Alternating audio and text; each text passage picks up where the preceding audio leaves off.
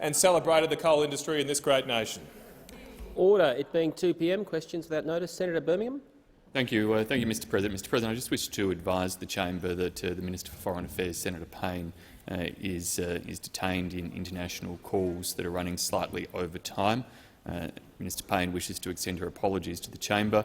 Obviously, she will endeavour to be here as soon as possible, and I'm advised will be here during this question time.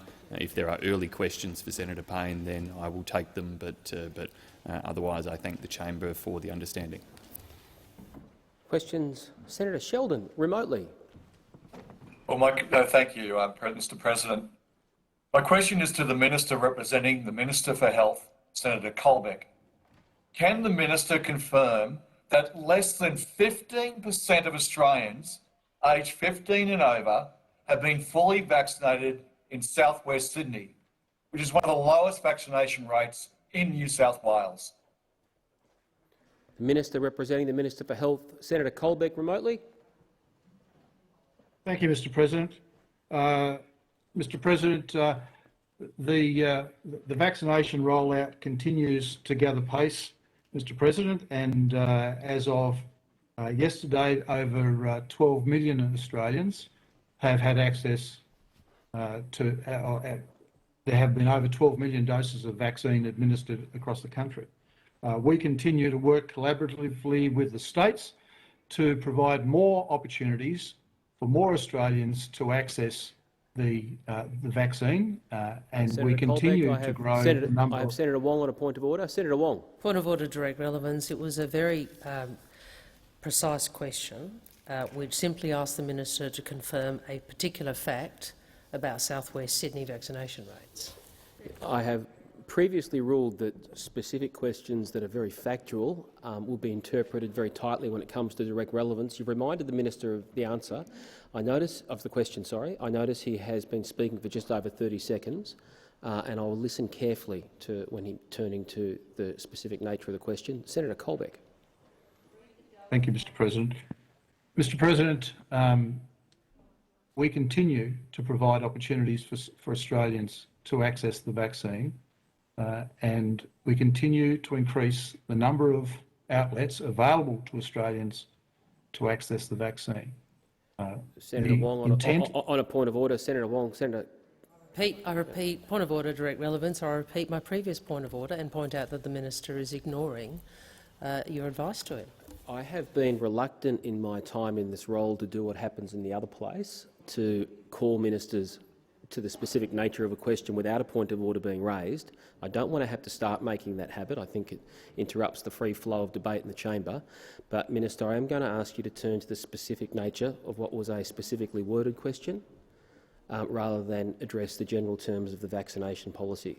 Senator Colbeck. Thank you, Mr. President. Mr. President, and in New South Wales, as of 3 p.m. yesterday, over 42% of the New South Wales population eligible for vaccination have received their first dose, and over 20%, Mr. President, are fully vaccinated. Mr. President, I don't have the specific details of a particular area of Sydney with me. Order.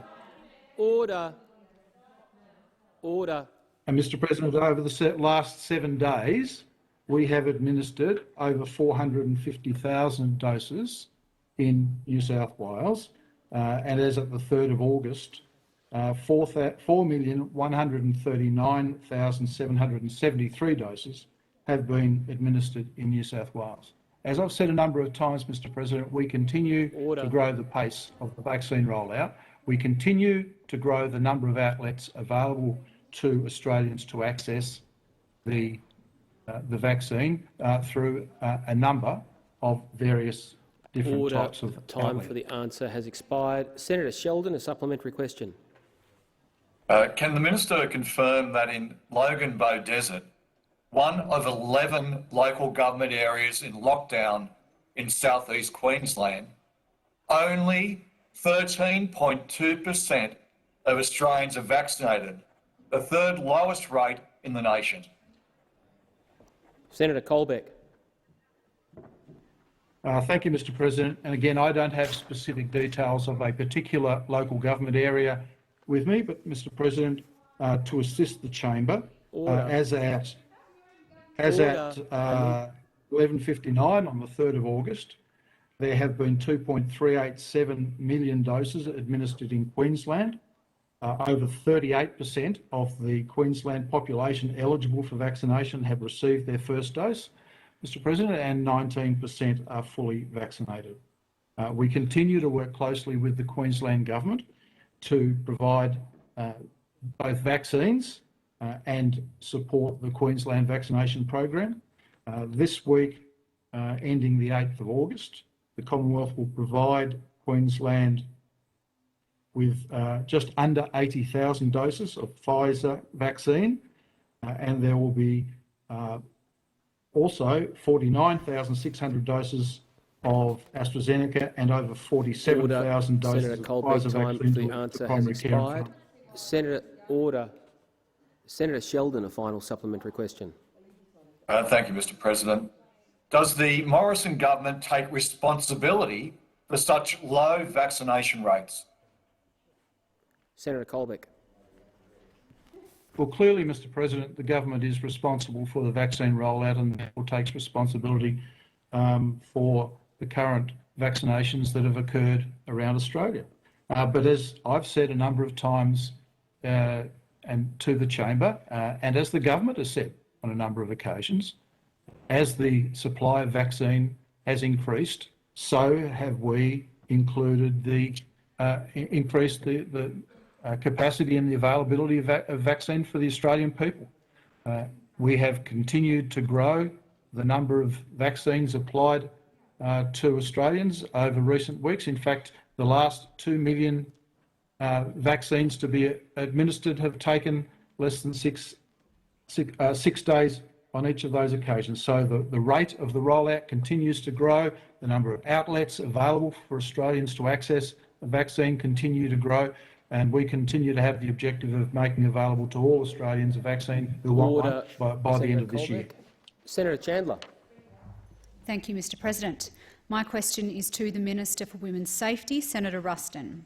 Can the Minister please update the Senate on how the Liberal and Nationals government is working towards the goal of ending violence against women and their children?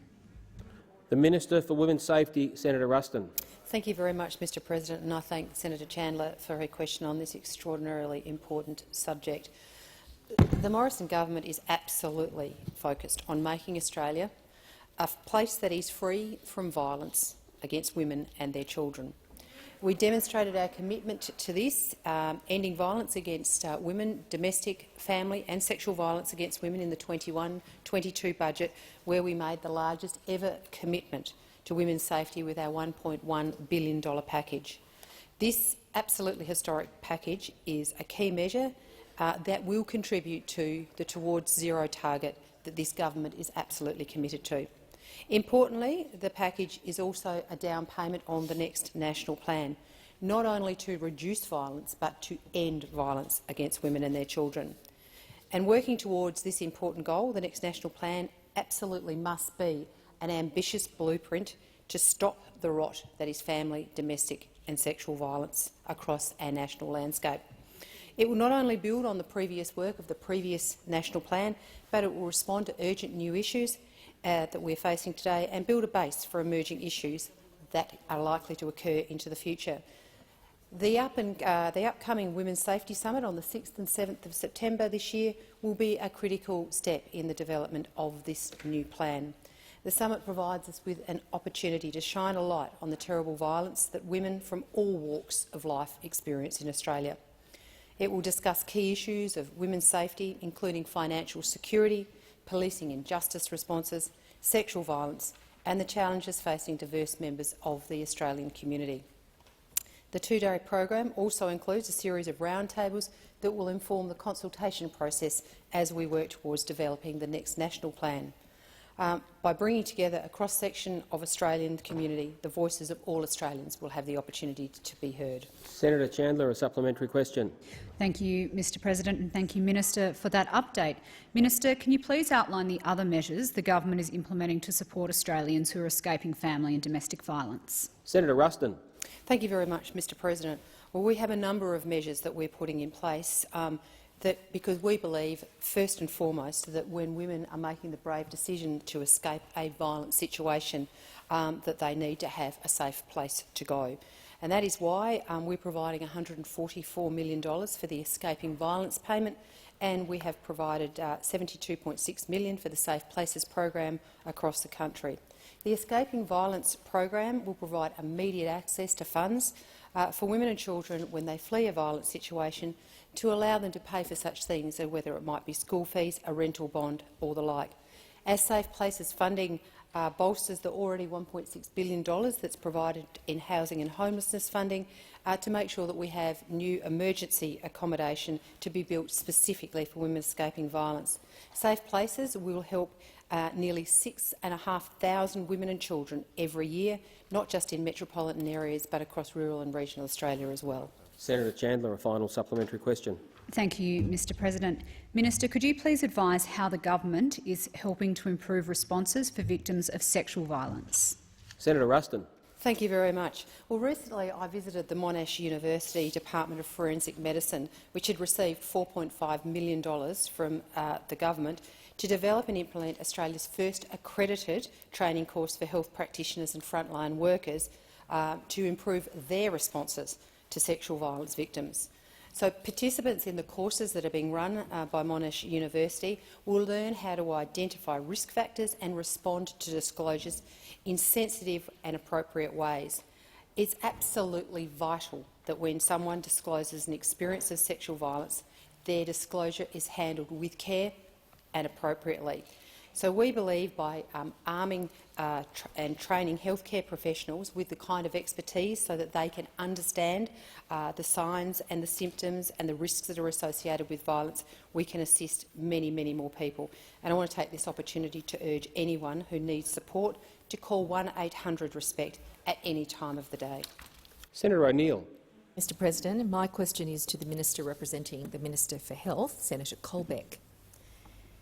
Can the Minister confirm that under Mr Morrison's latest announcement, Australians will continue to face lockdowns even with 70% of the eligible population vaccinated?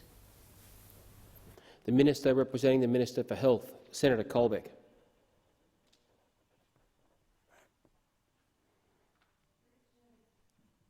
Senator Colbeck, I think you're on mute. Are you on mute? No, we're having a... Yes, I was on go. mute. My apologies, Mr President. Apologies to the Chamber. Restart the... Oh, cool. Great. Thank you. Senator Colbeck. Thank you, Mr President. Mr President, and I can confirm that at the rate of 70% of the eligible population being vaccinated, there is still some scope for lockdowns under the Doherty Institute modelling, Mr President. The modelling contemplates those sorts of circumstances occurring as a part of the development of the phased plan for reopening the economy, Mr President. So there are a number of targets that talk about the progressive rates of vaccination within the country increasing to provide more and more freedoms. That's the point of the exercise, Mr President, so that the Australian community can understand the circumstances under which they might enjoy more freedoms, the circumstances by which governments, state, territory and Commonwealth may make decisions about reopening the economy and the community, Mr President. That is the point of the government commissioning the Doherty modelling, so that that information, those circumstances, would be clear to the Australian people. So it is contemplated that there still could be lockdowns under those circumstances, Mr President, and particularly as we see new variants to the COVID-19 coming into circulation, those circumstances may change, as they have done throughout the pandemic, Mr. President, and we will have to be prepared, as we have done so far, to adjust to those new variants and the new circumstances. But the Doherty Institute modelling has been put in place so Australians have a full understanding of the circumstances about reopening the community and the economy. Senator O'Neill, a supplementary question. Thank you, Mr. President. Can the minister confirm that under Mr Morrison's latest announcement, Australians will continue to face lockdowns even with 80% of the eligible population vaccinated? Senator Colbeck. Well, again, Mr. President, that is contemplated in the Doherty modelling. The Doherty modelling talks about when at least 80% of the adult population is fully vaccinated, we can consider transition to phase C, which is regarded in the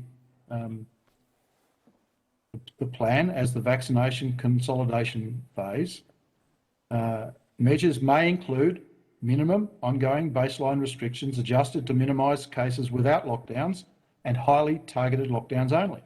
Mr. President, the whole purpose of this vaccination process and the plan is to minimise serious illness, hospitalisations and fatalities as a part of the plan. But, Mr. President, we are going to have to continue to be prepared to adjust, as we have been throughout the pandemic, as new variants to the virus have occurred, Mr. President. So, yes, there are lockdowns contemplated, targeted lockdowns. Time for the answer has expired. Senator O'Neill, a final supplementary question. Thank you, Mr. President. When asked yesterday, Minister, what date the 70% target will be reached, you said, and I quote, "The government deliberately has not established a date for that to occur."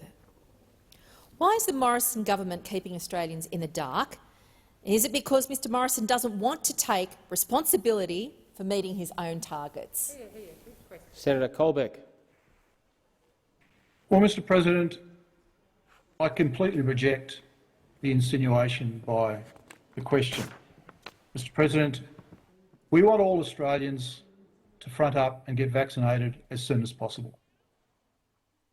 Reaching the targets and putting the targets into the public domain is putting the power into reopening the economy back into the hands of Australians. That's the point of it.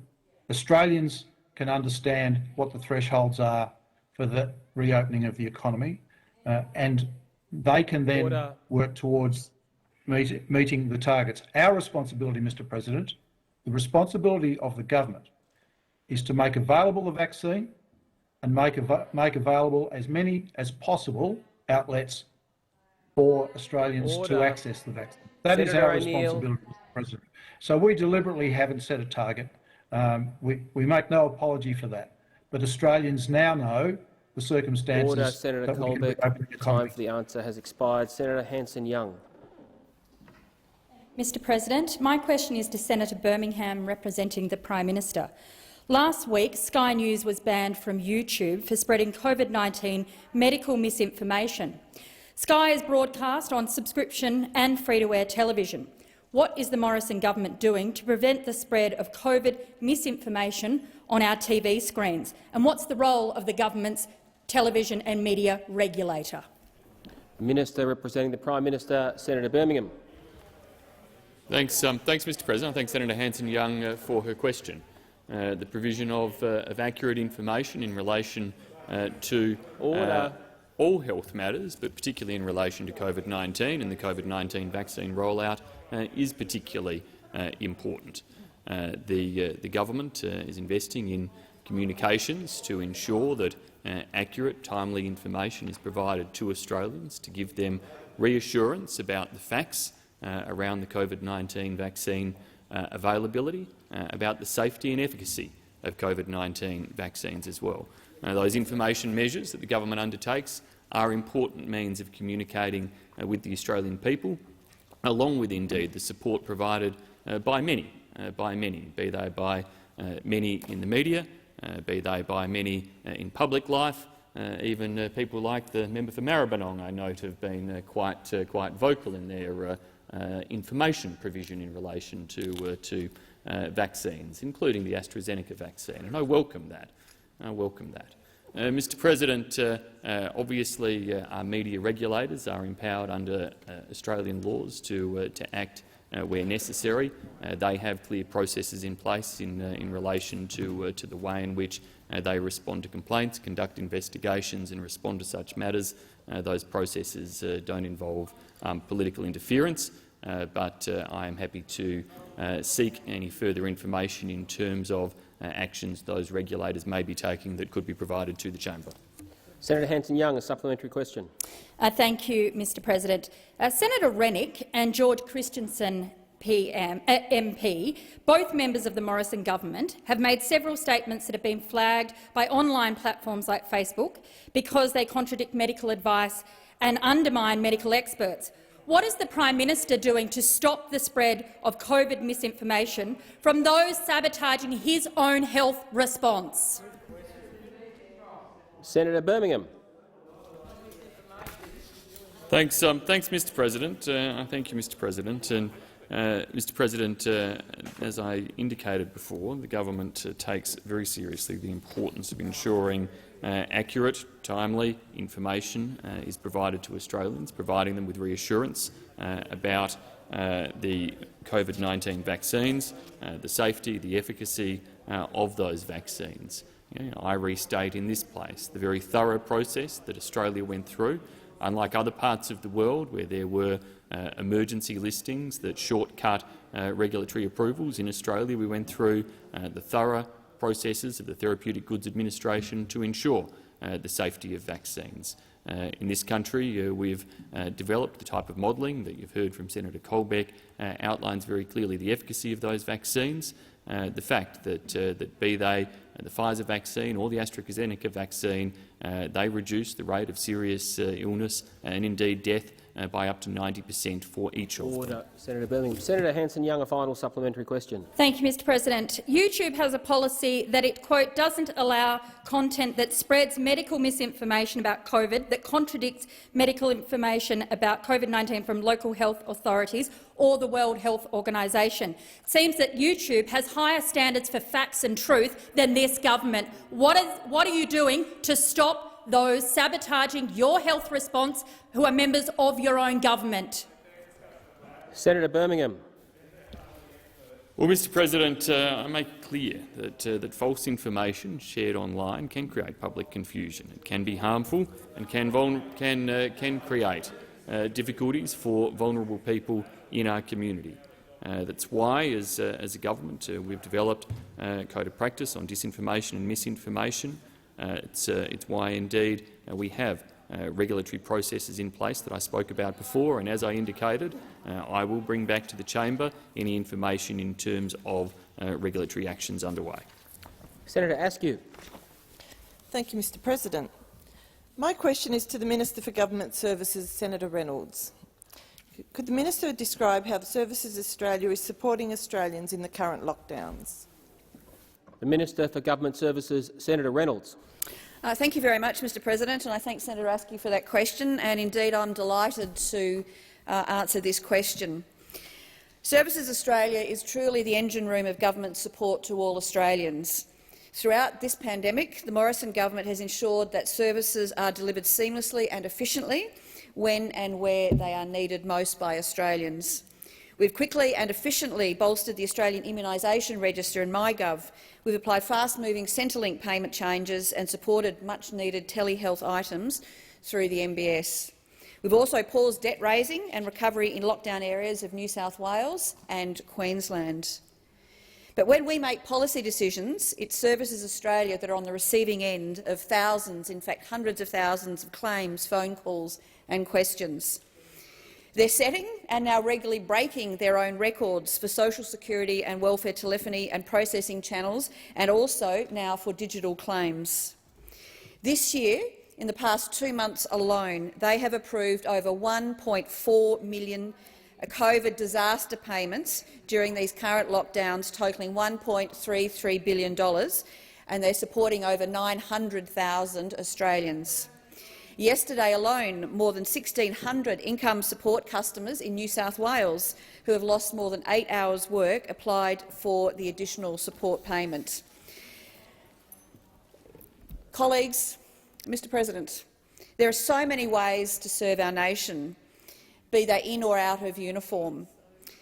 And on behalf of all Australians, I would like to thank from the bottom of my heart, and I'm sure yours, all Services Australia staff for their unwavering focus and urgency and momentum towards supporting Australians during natural disasters. Their work is sometimes an unsung service to the nation, and I know many Australians are very grateful for their service. Senator Askew, a supplementary question. Thank you. Minister, how has Services Australia had to adapt to meet demand? Senator Reynolds. Thank you very much, Mr President. Well, at every stage of the pandemic, the Morrison government has adjusted to support Australians and ensure that services are delivered seamlessly, efficiently and as quickly as we can. Service Australia have mobilised more than 18,000 internal and external staff to ensure that calls and claims for the COVID-19 disaster payment are processed as quickly as possible. And in some cases, that has been as quickly, being in the bank in 40 minutes. So what does this mobilisation look like? It includes over 600 new staff, over 250 APS surge staff from other departments and also other agencies. Over 4,000 agency staff who usually undertake other roles have been redeployed to this effort, and over 13,000 staff from the Customer Service Delivery Group who are prioritising the COVID-19 disaster payment at this time. And can I again thank them for their efforts and their work in stepping up and supporting all Australians. Reynolds. Senator Askew, a final supplementary question. Thank you, Mr President. Minister, how has the Liberal and Nationals government communicated support available to impacted communities? Senator Reynolds. Thank you very much, Mr President. The Morrison government is indeed here to support all Australians, and that also includes our cold communities.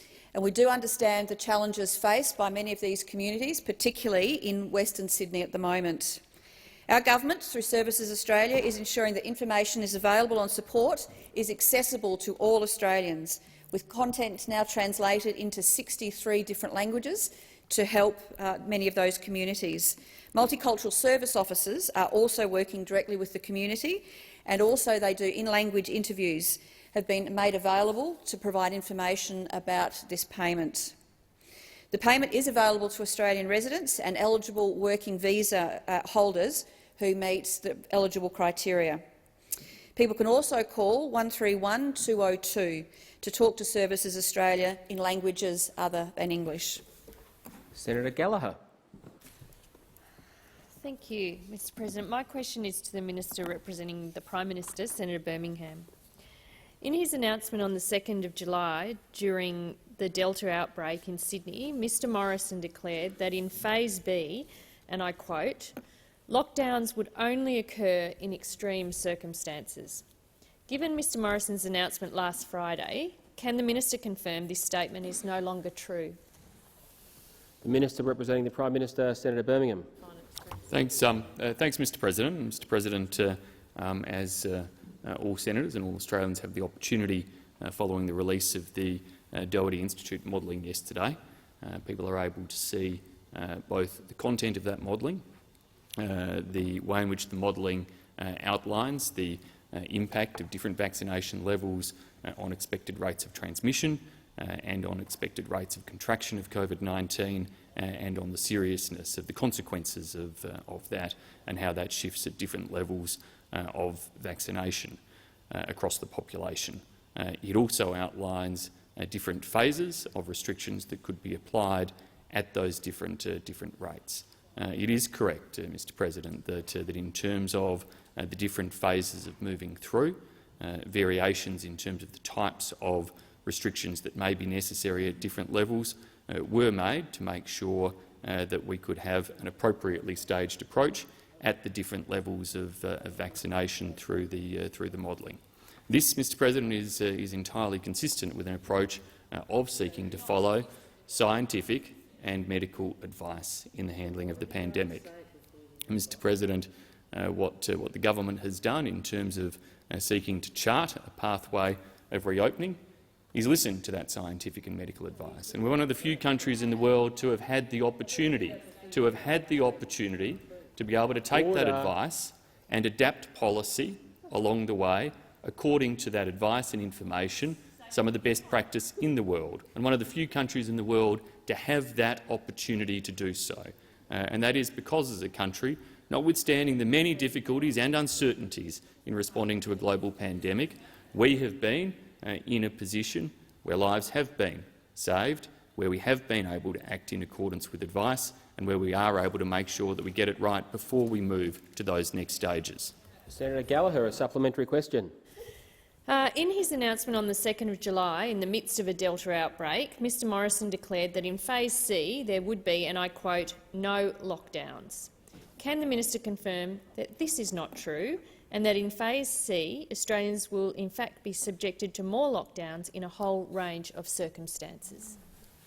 Senator Birmingham. Well, Mr President, I'd refer the senator to the answer I just gave and to the answer that Senator Colbeck gave previously. The answer I just gave, Mr President, outlined very clearly the fact that the government outlined the potential stages for reopening. The government asked the Doherty Institute to undertake modelling against those sorts of processes. In the process of undertaking that modelling, Mr President, it became apparent that there needed to be differences in those stages to be able to work successfully through reopening. The government fully expects that. That's why the government was asking for expert advice. It's why we have done so.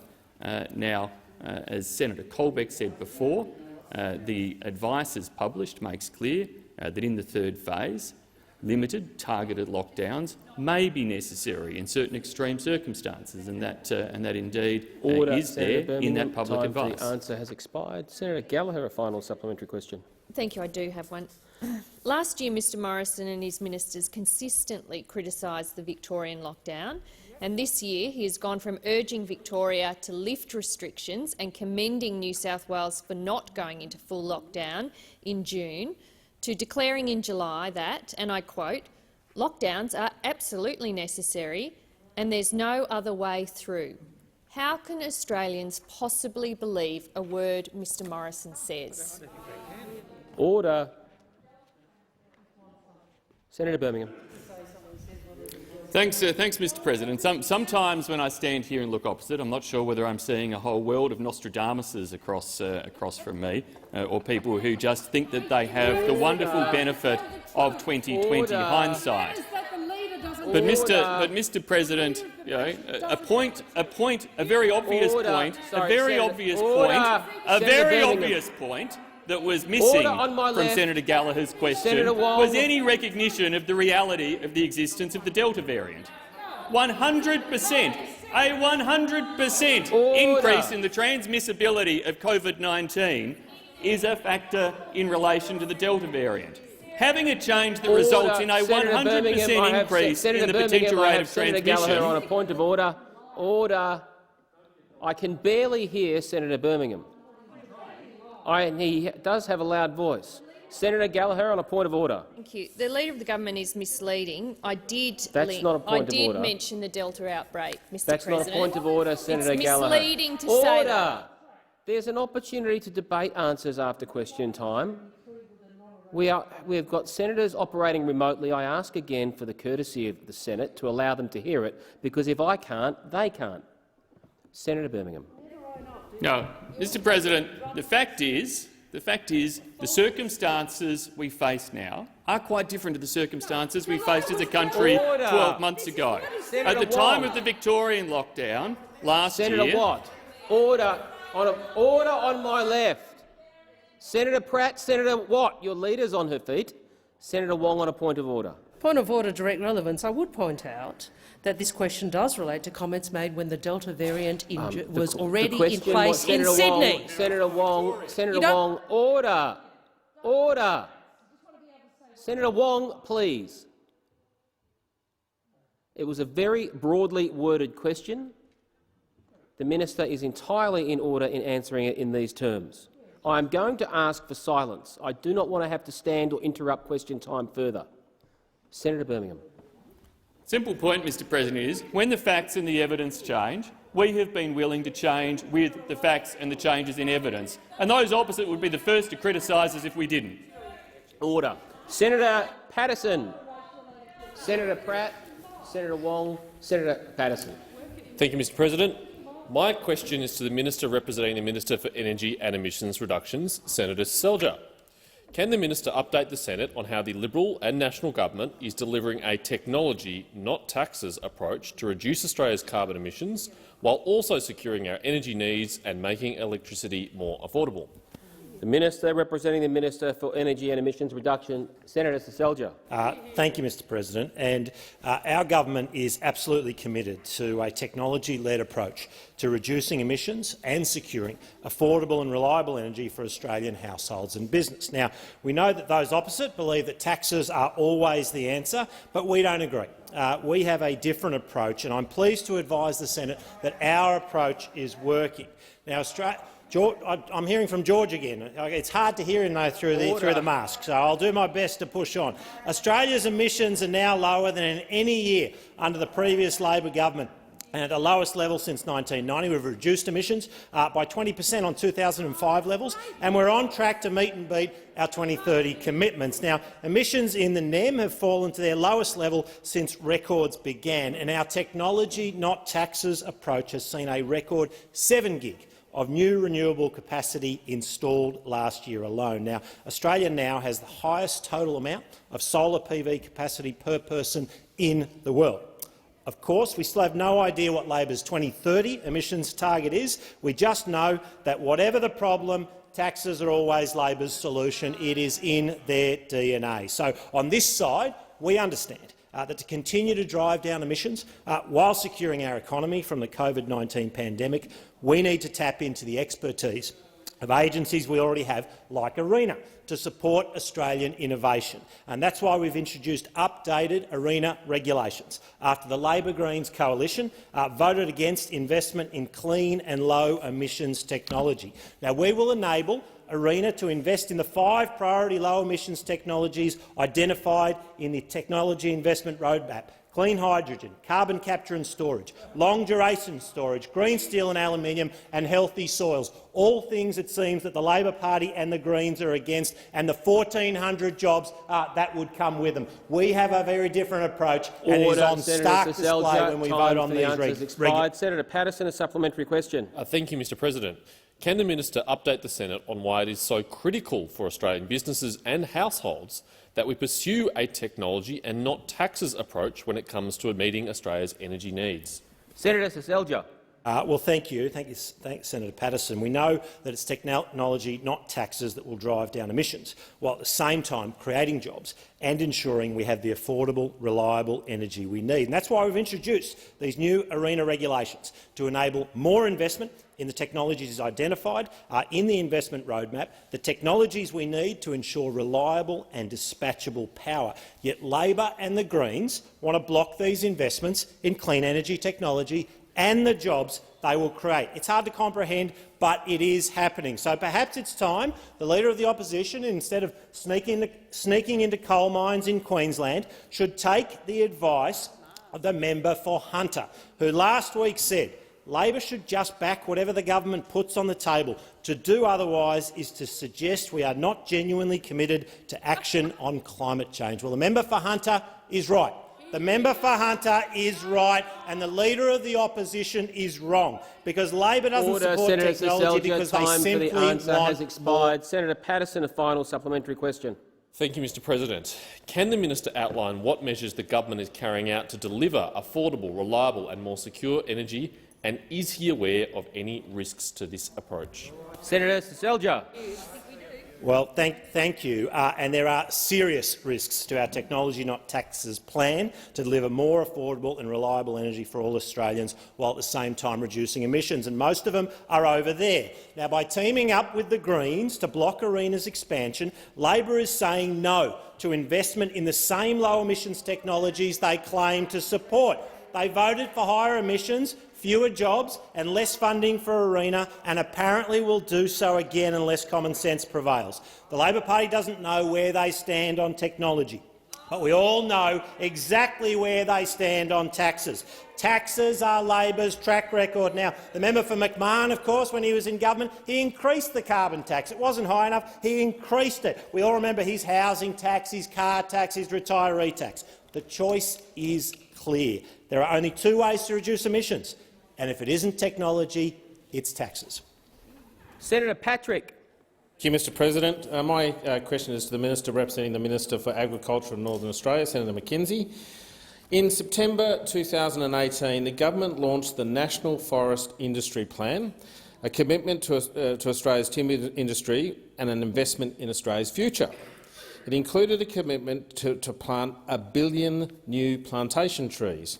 Minister Littleproud said Australia will need to plant 1 billion new trees over the next decade to meet demands in 2050, particularly saw logs for building and construction.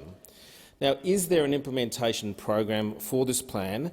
How many of the 1 billion trees were supposed to have been planted by this point in time, by June the 30th, and how many have actually been planted? The Minister representing the Minister for Agriculture in Northern Australia, Senator McKenzie.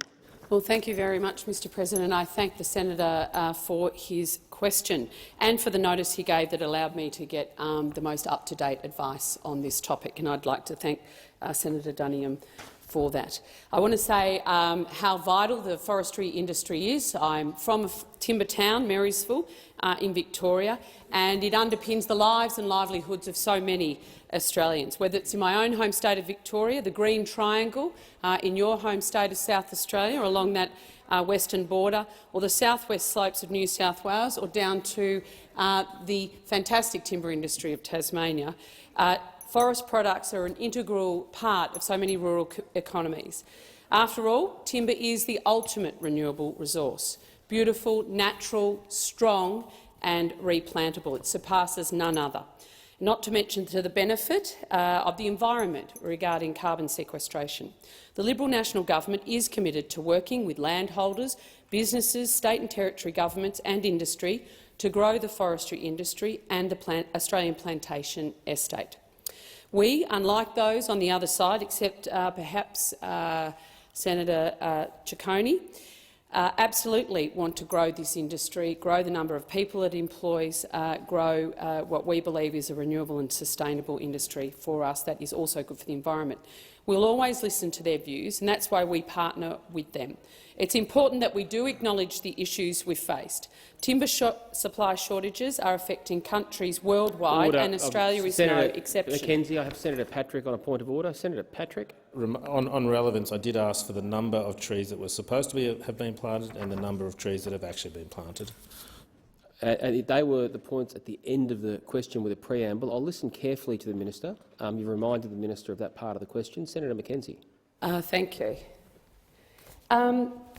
The issues that we're speaking about timber supply shortages, you mentioned how vital timber is for construction, and as I travel around rural and regional Australia, timber shortages are actually becoming an impediment for housing construction in some of those regional communities.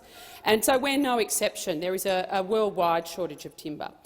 These issues stem from an increase in demand for timber construction. Has expired. Senator Patrick, a supplementary question. I'm very surprised you don't know the answer to this, because you did ask the question on notice, and it's only 2,800 hectares. That is about 2.8 million trees that have been planted. That's less than 1% of the target. What's the issue? What's the plan to move ahead? Why are you not coming anywhere near the objectives of this plan of 1 billion trees? Senator McKenzie. Thank you, Mr President. So it's also important to note that our forestry estates are managed by state and territory governments. The Commonwealth does not manage a single tree in any productive forest, and we're working very, very hard, as I said, with state and territory governments, with industry, to expand our forestry estate. I understand that in Tasmania, the most recent reports the softwood estate expanded by 2,000 hectares, and in Tasmania there are an average of 1,100 trees per hectare. That equates to an expansion of approximately 2.2 million trees. In addition, I've been advised that there are currently 2 contractors working on over 900 hectares of plantation, meaning that almost another 1 million trees are going into the ground, as I understand it. In New South Wales, where the bushfires were most significant, over 100,000 hectares, which equates to over 100 million trees, were lost during those fires. Last year, 4,500 hectares were planted, and another 7,000 hectares are currently being. Senator Patrick, a final supplementary question. Minister, you mentioned the shortage of log in your answer. Is it not in Australia's interest to prohibit the export of trees in circumstances where our own mills are desperate to get log? Is that something that is being considered by the government? Senator Mackenzie. Thank you. And you're right. Demand is high, supply is restrained for a whole raft of reasons, one of them being bushfires, other being logging bans in certain jurisdictions of certain areas. But as a federal government, we'll always work with industry to help them grow, and that includes ensuring that we have as much in-country value as possible. And that means we'll take our lead from them about what's best for the future. We want to keep and create more timber jobs than the 52,000 Australians that are already employed in the sector. I think when you look at export measures to prevent the export of timber, our approach is actually about expanding the domestic industry as home as quickly as possible in partnership with the states and with industries. You know and I know that means helping bushfire-affected sawmills upgrade and update their processing facilities through the recent $40 million bushfire program, meaning they could do more here in Australia rather than sending those raw products offshore. Senator Watt. Thank you, Mr President.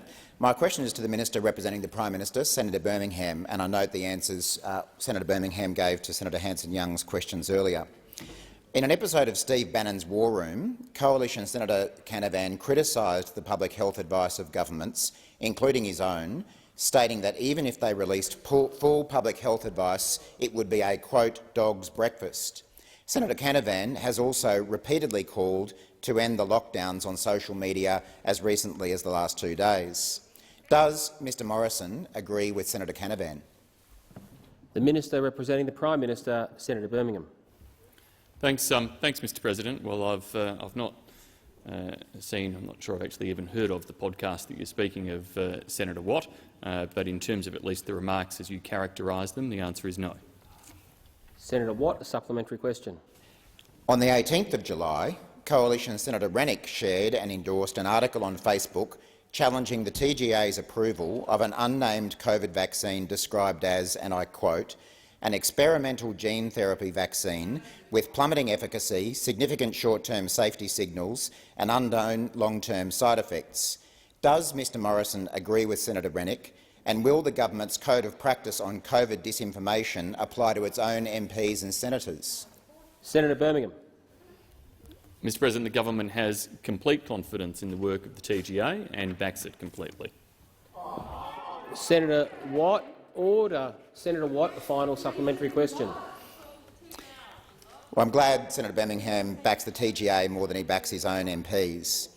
Mr George Christensen's Facebook yesterday received the 4th most interactions of all federal politicians, and he represents a region with one of the lowest vaccination rates in the country at only 10.2%. Mr Christensen regularly uses his Facebook to undermine the use of lockdowns and restrictions, saying they had actually caused deaths in Australia. How can Australians be expected to do the right thing when Mr Morrison's own members are encouraging them to ignore the Prime Minister's own public health advice? Senator Birmingham. Thanks, Mr President. Well, Mr President, it's no secret. It's no secret that there are some Australians who disagree with lockdowns or certain public policy measures that have been taken during the course of the pandemic.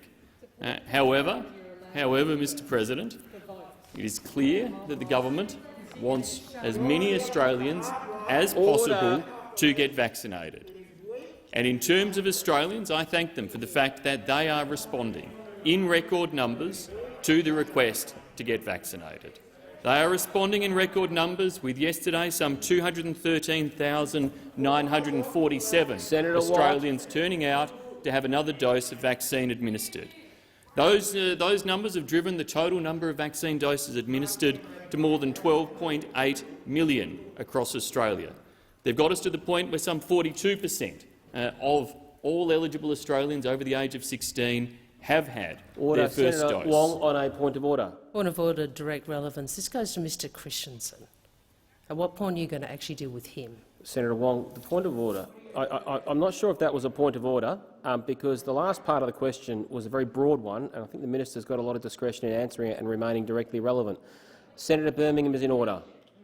Senator Birmingham, order. And Mr President, as we acknowledge those over 70s, of whom nearly 80% have now received the first dose of vaccine, Order. and we Senator encourage all Birmingham, Australians to follow that lead of our senior. Order. Senator Watt, if you ask a question, you should listen to the answer. Well, there were a lot of interjections, and I was struggling to hear Senator Birmingham during that. Senator Watt, please. Senator Wong, there is a time for debate. My job is not to judge it, but to ensure senators can participate. Senator Scarr. Thank you, Mr President. My question is to the Minister for Foreign Affairs, Senator Payne. Can the minister update the Senate on the government's support to the rollout of vaccines to combat COVID-19 in Australia's region, including in the Pacific? The Minister for Foreign Affairs, Senator Payne. Thank you, Mr President, and I thank Senator Scarr for his question. Australia is standing strongly with our partners in the Pacific and in South East Asia in their response to COVID-19. We are delivering on the Prime Minister's commitment at the G7 to provide up to 20 million vaccines for our neighbours, including 15 million to the Pacific and Timor-Leste and 5 million to South East Asia. To date, we've delivered over 1 million vaccine doses to 8 countries, to Papua New Guinea, to Timor-Leste, to Fiji, the Solomon Islands, Tuvalu, Samoa, Tonga and most recently to Vanuatu. Our contribution of Australian vaccines complements the $623 million we've committed to vaccine access, including end-to-end support for the Pacific and Southeast Asia. Our Pacific Flights program is sustaining air connectivity to the Pacific and Timor-Leste, ensuring those life-saving vaccines and medical equipment are delivered. In our closest neighbour, Papua New Guinea, we're strongly supporting the government's campaign to lift vaccination rates. We're partnering with churches, businesses and NGOs to promote vaccination-positive messages. The ADF is providing vital logistic support to PNG's vaccination campaign in the Torres Strait border region. In Fiji, our regular supply of vaccines, ANZMAT teams, PPE and medical equipment has been vital to assist our partners in Fiji to address a very difficult Delta variant COVID-19 surge. I've been in regular contact with my counterparts on these matters. I met with Pacific Islands Forum foreign ministers last week. Today I've met with ASEAN foreign ministers and spoken with Cook Islands Prime Minister Mark Brown, Tuvalu Foreign Minister Simon Coffey.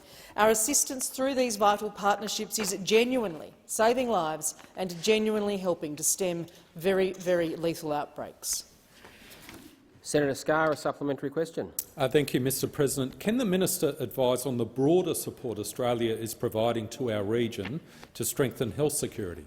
Senator Payne. Thank you, Mr President. Australia is also investing in our region's health systems, in health governance, in specialist clinical services and training. Last financial year, we provided $228 million for regional health programs in the Pacific. In Papua New Guinea, for example, we're working with local partners to provide high-quality integrated sexual and reproductive health, family planning and maternal and child health services, partnering with New Zealand and Gavi, the Vaccine Alliance, to build health system capacity to increase routine immunisation coverage. Australia has supported the establishment of a new ASEAN Centre for Public Health Emergencies and Emerging Diseases, which was part of my discussions with ASEAN foreign ministers today, which delayed my attendance in the chamber. Mr President, for that my apologies and apologies to colleagues. Our Pacific Medicines Testing Program is a foundational initiative within our Pacific Step Up. It boosts public safety through the testing of the quality and safety of medicines used in the Pacific by the Therapeutic Goods Administration. Senator Scarr, a final supplementary question. Thank you, Mr President. No need for the minister to apologise for engaging with our ASEAN friends. Can the minister outline Australia's assistance to the region to transition from COVID-19 response to longer-term recovery? Senator Payne. Thank you, Mr President. It's fair to say that our region faces an unprecedented economic shock from COVID-19. The Asian Development Bank has cut its growth forecasts for the Pacific from 1.4% just in April of this year to 0.3%. So Australia is implementing our $500 million package in new economic development and security measures to support Southeast Asia's recovery from COVID-19. We're delivering on our commitment through the Mekong-Australia Partnership and our Partnerships for Infrastructure initiative. And our Pacific COVID-19 response package is providing essential services, flight connectivity and increased social spending. In Fiji, we provided over $83 million last financial year in fiscal support, directly benefiting Fijians impacted by COVID-19. This complements the Fiji government's important poverty benefit scheme and disability allowance for women, for children, for other vulnerable groups. These initiatives are key to supporting the region's resilience and recovery from COVID-19. Senator Chisholm. Thanks, Mr President. My question is to the Minister for Regionalisation, Regional Communications and Regional Education and Minister for Emergency Management and National Recovery and Resilience, Senator Mackenzie. I refer to Senator Mackenzie's statements this week defending her oversight of discretionary grants programs. The minister has previously told the Senate about the Community Sport Infrastructure Program that, and I quote, "The Prime Minister did not have a role in authorising projects throughout the 3 rounds, and the final decision-maker was me." Can the minister explain how, on the eve of the last federal election, her approved project list was changed at the request of the Prime Minister's office without her knowledge? I'll call Senator Mackenzie without reading out multiple titles. Senator Mackenzie. Yes, you need a PhD to read it as well. Well, thank you, Senator Chisholm, for your question. I submitted a 6,000-word statement to the Senate inquiry into these matters. Indeed, I appeared in a once-in-120-year event of the Senate calling one of its own members to appear to a committee to provide answers to your questions, which I did happily because I respect the work of the Senate and the integral role it plays in our democracy. Senator Wong on a point of order. And I have risen at 1:32, and if the minister proceeds to answer the question, obviously my point of order will be withdrawn, but I didn't want her to sit down before I made this point of order, and I'm going to ask you, if the minister uses that excuse to avoid any answer and question time, to take advice on the clerk and to come back. It is not in order, nor consistent with the standing orders, for a minister simply to say, "I wrote a big statement," and thereby avoid any further questions.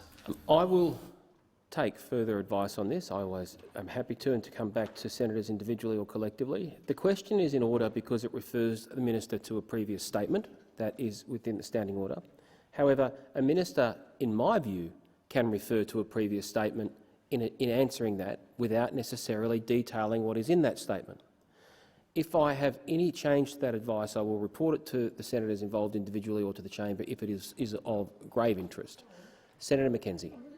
Thank you very much, Mr President. And, you know, I have never avoided answering those questions in those public forums ad nauseum. So I actually have nothing further to add to my public commentary, including answering that specific question during the Senate inquiry that Senator Chisholm chaired. He had over an hour to ask me any question he liked on that day, in addition to the 6,000-word public statement. So I'm very comfortable with the management of that program. I'm very comfortable with the exercise of ministerial discretion that saw more projects delivered to Labor seats than if I had have not exercised my ministerial discretion. More clubs right around the country were able to avail themselves of a highly popular program that was oversubscribed to the tune of 13 times. Those programs were helping local clubs to increase physical activity right around the country in a whole raft of sports. So I have publicly dealt with this through a whole raft of mechanisms that this chamber avails of itself to provide accountability and transparency to the public on the spending of public monies. I stand by those public comments and I have nothing further to add. Thank you. Senator Chisholm, a supplementary question. Thanks, Mr President. The minister has also told the Senate, and I quote, "The Prime Minister's office was not responsible for altering the attachment to the Round 3 brief, because the brief was submitted to Sport Australia, albeit not in a timely manner, from my office." How can the Senate reconcile the minister's claim the Prime Minister had no role in sports rorts when his office was adding and deleting projects without her knowledge? Senator McKenzie. Again, these questions have been asked and answered. I refer you to both the statement and the Hansard on both these accounts. Senator Chisholm, a final supplementary question.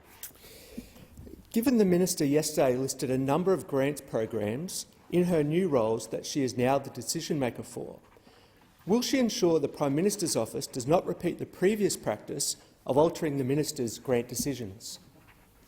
Senator McKenzie.